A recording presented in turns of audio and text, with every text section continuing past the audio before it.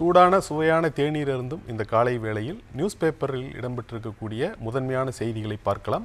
முதல் பக்கத்தினுடைய முக்கிய செய்தி என்று பார்க்கும் பொழுது அது அமெரிக்காவினுடைய 50 விழுக்காடு வரி விதிப்பு, அதனால் ஏற்பட்டிருக்கக்கூடிய பாதிப்புகள், இந்தியா அதை எப்படி எதிர்கொள்ளப் போகிறது என்பது தொடர்பான செய்திகள் தான் இன்றைய நாளிதழ்களை ஆக்கிரமித்திருக்கின்றன. இது தொடர்பாக ஏராளமான செய்திகள் இன்றைய நாளிதழ்களில் இடம்பெற்றிருக்கின்றன. குறிப்பாக தமிழ்நாட்டை மையப்படுத்தியும் பெரும்பாலான செய்திகள் அதில் இடம்பெற்றிருப்பதை நம்மால் பார்க்க முடிகிறது. இந்த அமெரிக்காவினுடைய அந்த 50 விழுக்காடு வரி விதிப்பின் காரணமாக அந்த ஏற்றுமதி வணிகம் என்பது கடுமையாக பாதிப்புக்குள்ளாகும் என்கிற அடிப்படையில் தான் அந்த செய்திகள் இடம்பெற்றிருக்கின்றன. குறிப்பாக திருப்பூர் மாவட்டத்தில் மட்டும் அந்த பின்னல் ஆடைகள் ஆண்டுக்கு 45,000 கோடி அளவிற்கு ஏற்றுமதி செய்யப்படுகிறது.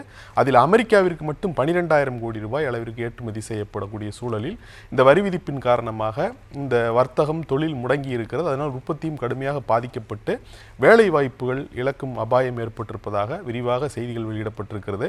லட்சக்கணக்கானோர் வேலை இழக்கும் அபாயம், 3,000 கோடி ரூபாய் இழப்பு, ஏராளமான ஆயத்த ஆடைகள் பின்னல் ஆடைகள் தேங்கி நிற்கக்கூடிய செய்தி இது தொடர்பாக விரிவாகவே இடம்பெற்றிருக்கிறது.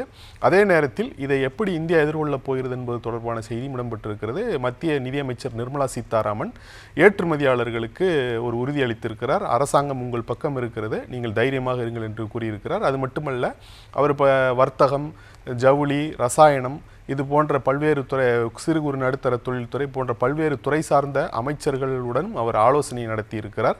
அடுத்த கட்டமாக இந்த ஏற்றுமதி தொழிலுக்கு எத்தகைய ஆதரவுகளை மத்திய அரசு வழங்க வேண்டும், எத்தகைய ஆதரவுகளை வழங்கலாம் என்பது தொடர்பாகவும் அவர் ஆலோசனை நடத்தியிருக்கிறார் என்பதை பார்க்கிறோம்.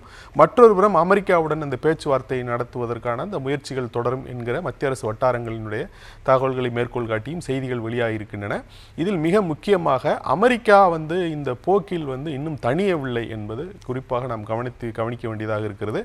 இந்த வரி விதிப்பு அதே நேரத்தில் அமெரிக்காவினுடைய அந்த கையை முறுக்கி காரியம் சாதிக்கும் போக்கை அமெரிக்கா தீவிரப்படுத்தி இருக்கிறது என்பதுதான் இது இன்றைக்கு மிக முக்கியமாக நாம் பார்க்க வேண்டியது. குறிப்பாக அதிபர் டிரம்பினுடைய 2 முக்கிய ஆலோசகர்கள், அதாவது அவருக்கு வர்த்தகம் மற்றும் பொருளாதாரம் சார்ந்து ஆலோசனை சொல்லக்கூடிய 2 நபர்கள் இந்தியா குறித்து மிக கடுமையான சொற்களை அவர்கள் பயன்படுத்தி இருக்கிறார்கள் என்பதை பார்க்கிறோம். ரஷ்யா உக்ரைன் மீது ஒரு போரை தொடுத்து நடத்தி கொண்டிருக்கிறது. அந்த போரே மோடியினுடைய போர் என்று வர்ணித்திருக்கிறார் ட்ரம்பினுடைய பொருளாதார ஆலோசகர் நவேரோ. அது மட்டுமல்ல, இப்படி மோடியினுடைய போருக்கு அமெரிக்க குடிமக்கள் தங்கள் வரி என்கிற வடிவில் நாங்கள் செலுத்த வேண்டுமா, மோடியினுடைய போருக்கு நாங்கள் நிதியளிக்க வேண்டுமா என்பது போல அவர் கேட்டிருக்கிறார். அது மட்டுமல்ல, சீனா இந்தியாவுடைய அக்ஸை சின் என்கிற ஜம்மு காஷ்மீர் பகுதியை ஆக்கிரமி வைத்திருக்கிறது. அப்படிப்பட்ட சீனாவுடன் இவர்கள் கொஞ்சி குழாவுகிறார்கள். ரஷ்யா ஒரு எதேச்சாதிகார நாடு, அந்த நாட்டுடன் இவர்கள் கொஞ்சி குழாவுகிறார்கள். இதையெல்லாம் ஏற்க முடியாது என்று சொல்லியிருக்கிறார். அதே நேரத்தில் இந்தியா தணிந்து போகவில்லை என்றால் அதிபர் ட்ரம்ப்பும் தணிந்து போக மாட்டார் என்று ஹாசட் என்கிற மற்றொரு ட்ரம்பினுடைய பொருளாதார ஆலோசகர் கூறியிருக்கிறார். இப்படி இவர்கள் இந்தியாவை குறிவைத்து வசைபாடி இருப்பது என்பது அந்த அமெரிக்கா தன்னுடைய போக்கை இன்னும் கடுமையாக்கக்கூடும் என்கிற ஒரு எண்ணத்தை தான் நமக்கு ஏற்படுத்துகிறது. இது தொடர்பான விரிவான செய்திகள் இடம்பெற்றிருக்கின்றன. இதற்கு அடுத்தபடியாக அரசியல் அரங்கில் அதிர்வலைகளை ஏற்படுத்தி இருக்கிற செய்தி என்று பார்க்கும் பொழுது அது அரசியல் அரங்கில் அதிர்வலைகளை ஏற்படுத்தி இருக்கிற செய்திகள் என்று சொல்வதை விட அரசியல் அரங்கில் அதிர்வலைகளை தணிக்கிற செய்திகள் என்று நாம் குறிப்பிடலாம். காரணம், RSS தலைவர் மோகன் பகவத் நேற்று ஒரு செய்தியாளர் சந்திப்பில் பல்வேறு விளக்கங்களை அளித்திருக்கிறார். அதில் மிக முக்கியமாக அண்மையில் ஒரு சர்ச்சை ஏற்பட்டது. அவர் மோகன் பகவத் பொதுவாக அந்த அரசியலில் இருப்பவர்கள் ஒரு 75 வயது அல்லது அந்த வயது மூப்பு அடையும் போது ஓய்வு விட்டுவிட வேண்டும் என்பது போன்ற ஒரு கருத்தை சொல்லியிருந்தார். அது அவர் மோடியை குறிவைத்து தான் சொல்கிறார். மோடி விரைவில் 75வது பிறந்த நாளை கொண்டாட இருக்கிற நிலைமையில் அவரை குறிவைத்து தான் மோகன் பகவத் இப்படி சொல்கிறார். RSSக்கும் பாஜகவுக்கும் இடையே ஒரு பிணக்கு இருக்கிறது என்பது போலெல்லாம் பேச்சுக்கள் இருந்தன. ஆனால் அந்த கருத்துக்களை தணிக்கக்கூடிய வகையில் மோகன் பகவத் சொல்லியிருக்கிறார். தானும் 75 வயதில் ஓய்வு வர வேண்டும் என்று சொல்லவில்லை, வேறு யாரும் 75 வயதில் ஓய்வு வர வேண்டும் என்று சொல்லவில்லை, ஓய்வு வருவதை வயது தீர்மானிக்க முடியாது என்பது போல அவர் சொல்லியிருக்கிறார். அது மட்டுமல்ல, அவர் வேறு பல கருத்துக்களையும் சொல்லியிருக்கிறார். எல்லோரும் 3 குழந்தைகளை பெற்றுக்கொள்ள வேண்டும் என்பது போன்ற பல்வேறு கருத்துக்களை அவர் சொல்லியிருக்கிறார். அதுவும் நாளிதழ்களில் விரிவாக இடம்பெற்றிருக்கிறது. இதே போல ராகுல் காந்தியினுடைய அந்த பீகார் யாத்திரை, அவர் கடந்த 17ஆம் தேதியிலிருந்து அந்த யாத்திரை சென்று கொண்டிருக்கிறார். அங்கு பீகாரில் 65 லட்சம் வாக்காளர்கள் நீக்கப்பட்டது. அந்த வாக்கு திருட்டுக்கான ஒரு ஏற்பாடு, தேர்தல் முறைகேடுக்கான ஒரு வழிமுறை என்று குற்றம் சாட்டி அந்த யாத்திரை விசாரணை நடைபெற்று வருகிறது. அதில் அவர் தொடர்ச்சியாக பல்வேறு குற்றச்சாட்டுகளை முன்வைக்கிறார்.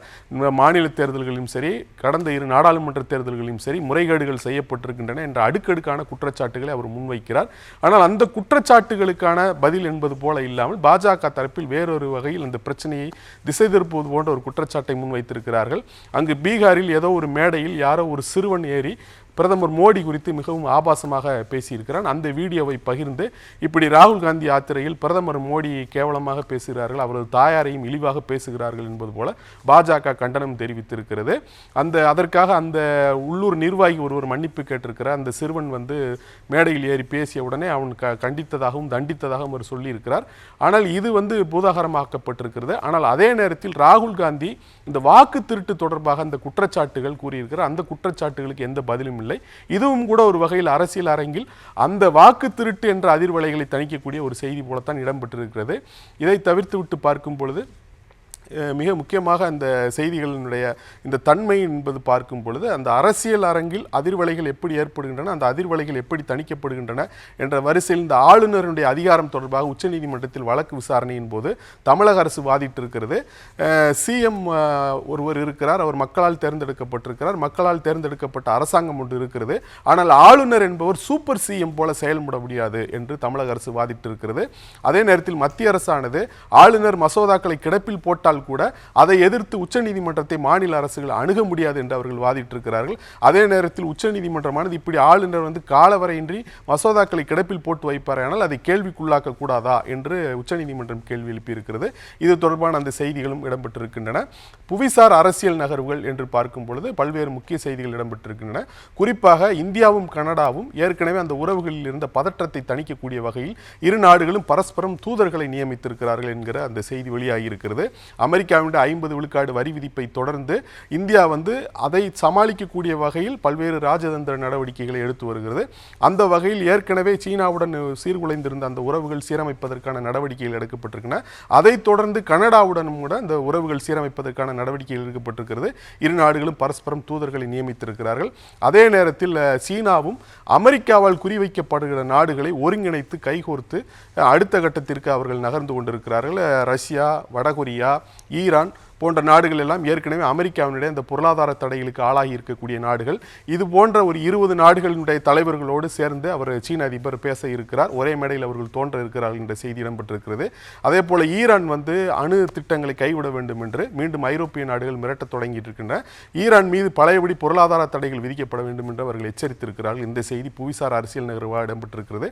கண்ணில் பட்டவற்றில் கவனம் ஈர்த்த செய்திகள் என்று பார்க்கும் பொழுது குஜராத்தில் 10 லெட்டர் பேடு கட்சிகள் 4300 கோடி ரூபாய் நிதி பெற்றிருக்கிறார்கள். இது ஒரு பெரிய முறைகேடு என்பது போல தினகரன் நாளிதழில் இந்த விரிவான செய்தி இடம்பெற்றிருக்கிறது. இப்படி 10 லெட்டர் பேடு கட்சிகளுக்கு 4300 கோடி ரூபாய் நிதி பெற்றிருக்கிறார்கள். அது தொடர்பாக இடி, சிபிஐ போன்றவெல்லாம் ரைடு செல்லாதா என்ற கேள்வியோடு அந்த செய்தி இடம்பெற்றிருக்கிறது. அதே போல ரஷ்யாவிடமிருந்து கச்சா எண்ணெய் வாங்குவதாக இந்தியா பெருமளவில் லாபம் அடைவதாக சொல்லப்படுகிறது. ஆனால் 22,000 கோடி அளவிற்கு தான் ஆண்டுக்கு இந்தியாவிற்கு லாபம் என்பது போன்ற ஒரு ஆய்வறிக்கையை மேற்கோள் காட்டியும் ஒரு செய்தி வெளியாகி இருக்கிறது.